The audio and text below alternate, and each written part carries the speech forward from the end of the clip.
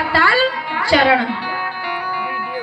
तो आपकी दृष्टि जहां तक जाएगी, अगर आप अच्छे कर्म करेंगे तो आपको सत्यलोक मिलेगा, और अगर आप पाप करेंगे तो आपको पाताल लोक, भगवान के चरण के नीचे जो तलुए होते हैं ना, वो है पाताल लोक। और पाताल लोक में क्या होता है ये तो सभी को पता है। तो इस प्रकार से भगवान कहते हैं कि जब कोई भी भक्त जैसा कर्म करता है वैसा उसे फल मिलता है।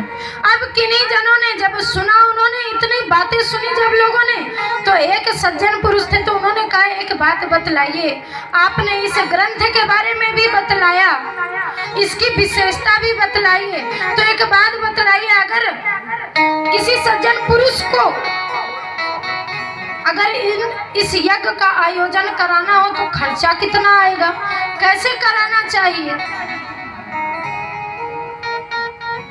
तो सुखदेव जी कहते हैं कि जब हम कन्या का विवाह करने जाते हैं, ध्यान दीजिए कि जब हम कन्या का विवाह करने की तैयारी करते, विवाह करने जाते हैं, तो उसकी तैयारी हम कब से करते हैं? वर्ष या 6 महीने पहले से करते हैं। तो क्या हम सामने वालों से पूछते हैं कि भैया खर्चा कितना लगेगा पुत्री के विवाह में? नहीं पूछते ना। उसी प्रकार से भागवत जी की कथा, यज्ञ का आयोजन करते वक्त यह नहीं पूछना चाहिए कि खर्चा कितना लगेगा। और जो यजमान होते हैं, जब उन्हें यह पता चला,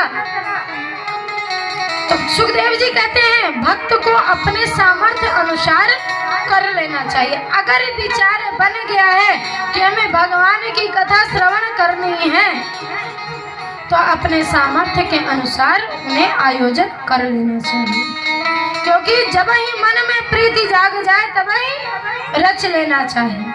कहते हैं काल करे सो आज कर सो अभी, पल में परलय होएगी बहुरी करेगा कभी। तो जैसे ही विचार आए वैसे ही कर लेना चाहिए, क्योंकि जब कोई कार्य को टालो तो वह टलता ही जाता। कल किसी ने नहीं देखा है, क्या आपने देखा है? नहीं देखा। कल कोई नहीं जानता, अगले क्षण क्या हो जाए वह कोई नहीं जानता।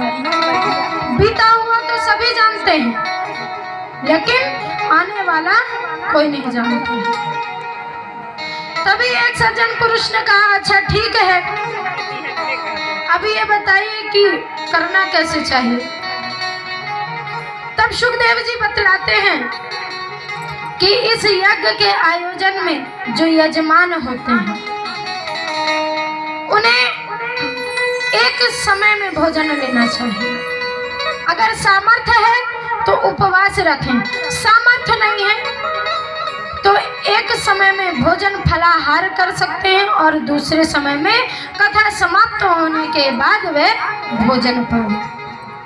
अब कथा श्रवण करते वक्त कहते हैं ना कि पति की अर्धांगिनी होती है पत्नी, तो सदैव जोड़े के साथ बैठ करके कथा श्रवण पान करनी चाहिए।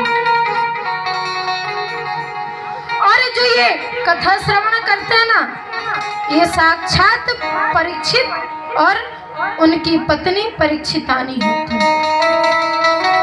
जो कथा श्रवण करा रहे होते हैं उन्हें श्री सुखदेव जी समझना चाहिए कि साक्षात श्री सुखदेव जी आकर के जब विराजमान होते हैं तब कथा श्रवण पान कराई जा रही है, क्योंकि इतना और किसी में सामर्थ्य नहीं होता कि वह किन्हीं को कथा श्रवण पान करा सके या भगवान की, प्रभु की भगवत चर्चा कर सके। तो आइए आज की कथा को हम यहीं विश्राम देंगे, आरती करेंगे। कल समय पे सभी जैसे आज सभी 3 बजे से